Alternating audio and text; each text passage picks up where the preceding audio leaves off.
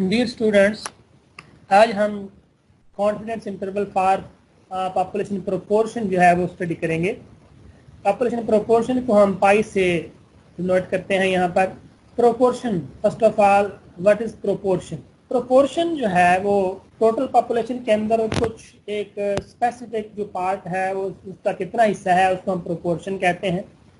For example अगर हम बात करें कि मेल और फीमेल की, जेंडर में फीमेल्स और मेल्स जो होते हैं, फॉर एग्जाम्पल अगर वो 100 टोटल हैं और उनमें से 40 अगर फीमेल्स हैं तो फीमेल का प्रोपोर्शन जो होगा वो 0.4 होगा और मेल का प्रोपोर्शन 0.6 होगा। ये दोनों मिलकर इसका जो सम है प्रोपोर्शन का वो 1 हो जाएगा। तो ये प्रोपोर्शन को हम जो है पॉपुलेशन प्रोपोर्शन के हवाले से हम कॉन्फिडेंस इंटरवल को डेवलप करने का जो आज की क्लास स्टडी करेंगे। These are some examples of proportion. For example, our company representative claims that 45% of Burger King sales are made of at the drive-through window. तो ये 45% या 0.45 जो है ड्राइव-थ्रू विंडो के जरिए जो बर्गर की जो सेल है ये उसका प्रोपोर्शन है। A survey of homes in the Chicago area indicated that 85% of the new construction had central air conditioning. तो 0.85 जो होगा प्रोपोर्शन होगा सेंट्रल एयर कंडीशनिंग का। तो ये प्रोपोर्शन को जो स्टडी करने के लिए तो confidence interval for proportion, to develop a confidence interval for a proportion we need to meet the following assumptions. हम यहाँ पे जो प्रोपोर्शन का कॉन्फिडेंस इंटरवल डेवलप करेंगे उसमें हमें नॉर्मल डिस्ट्रीब्यूशन और बाइनोमियल डिस्ट्रीब्यूशन जो है उनकी भी हेल्प की जरूरत होगी। तो जो हमारे पास बाइनोमियल डिस्ट्रीब्यूशन की जो असम्पशंस थी वो 4 थी major. There are only 2 possible outcomes. हम जो भी एक्सपेरिमेंट करते हैं उसकी पॉसिबल आउटकम जो है वो टोटल 2 होती है।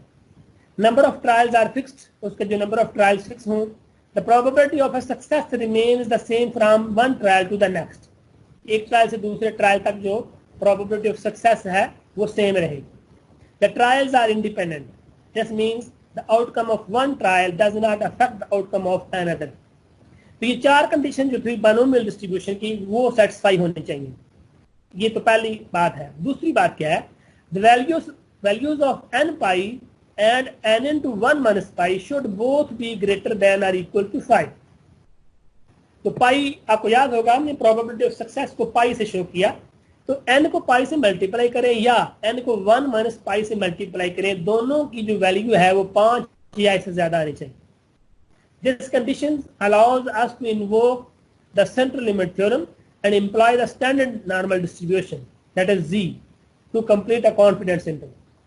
तो ये जो n पाई और n into 1 minus पाई जो है ये 5 या इससे बड़ा होगा, ये एक्चुअली सेंट्रल लिमिट थ्योरम की हेल्प से हमने इसको लिया हुआ।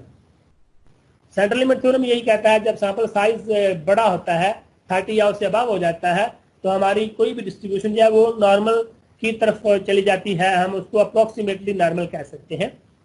तो अब हम इसकी हेल्प से जो z को यूज कर सकते हैं और उसके लिए 2 बातें हैं। Number 1 sample proportion.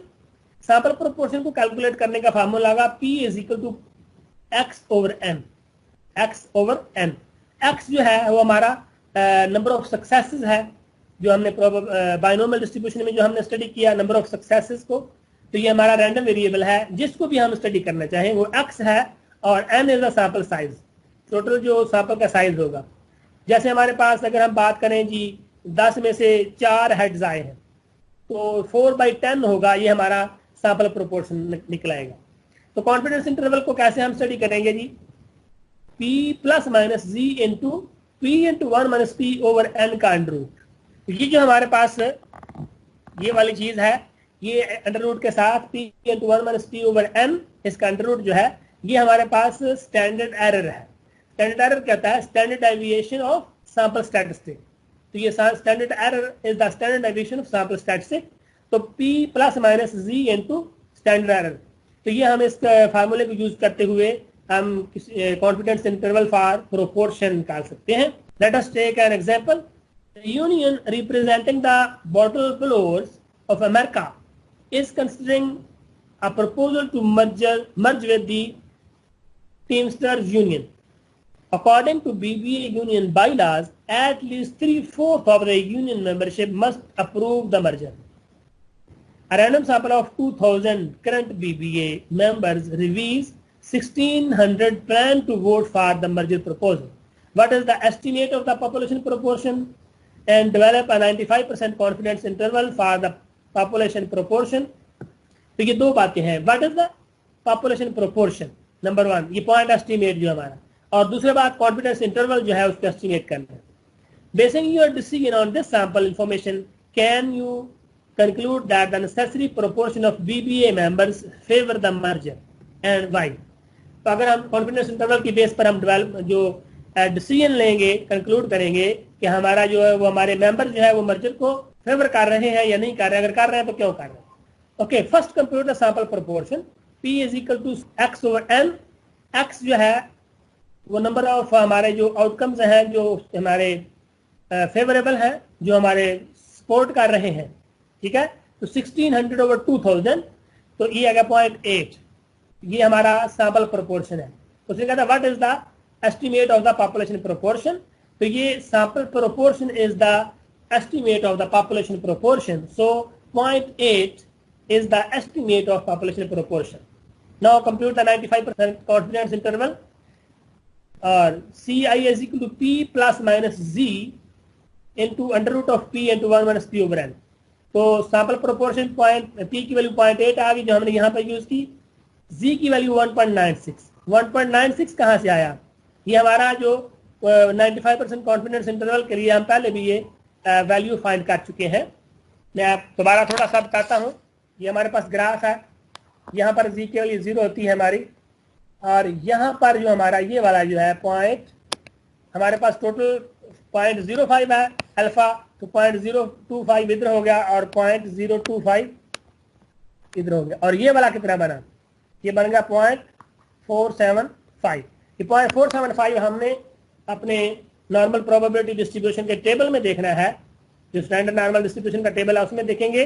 तो उसके अगेंस्ट जो जी की वैल्यू आ गई वो 1.96 आती है. 0 से लेकर इस वाला जो जी का वैल्यू है, ये वाला जो एरिया है 0.475 हो, तो जी की वैल्यू 1.96 आती है, जो हमने यहाँ पर पुट की. और इंटू 0.8 इंटू 1 माइनस 0.8 ओवर 2000 इसका अंडर रूट, इसको सॉल्व किया 0.8 प्लस माइनस 0.01 है. तो ये हमारा जो है मार्जिन ऑफ एरर आया. इसको पहले माइनस किया तो 0.782 आ गया, फिर प्लस किया तो 0.818 था. तो ये हमारा 0.782 और 0.818.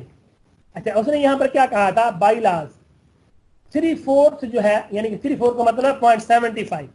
0.75 जो है वो अगर हमारे लोग हैं जो मेंबर्स हैं बीबीए के, वो अगर अप्रूवल देते हैं, फेवर करते हैं तो मर्जर की, तो वो मर्जर होगा, अदरवाइज नहीं होगा.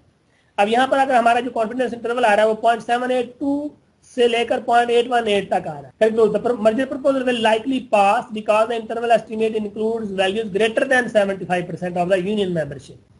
तो हमारा तो 0.75 चाहिए था. अगर 0.75 भी इसमें इंक्लूड हो जाता तो भी हम इसको कह सकते थे कि मर्जर प्रपोजल अप्रूव हो जाएगी. अब तो 0.75 से भी बढ़ गया है.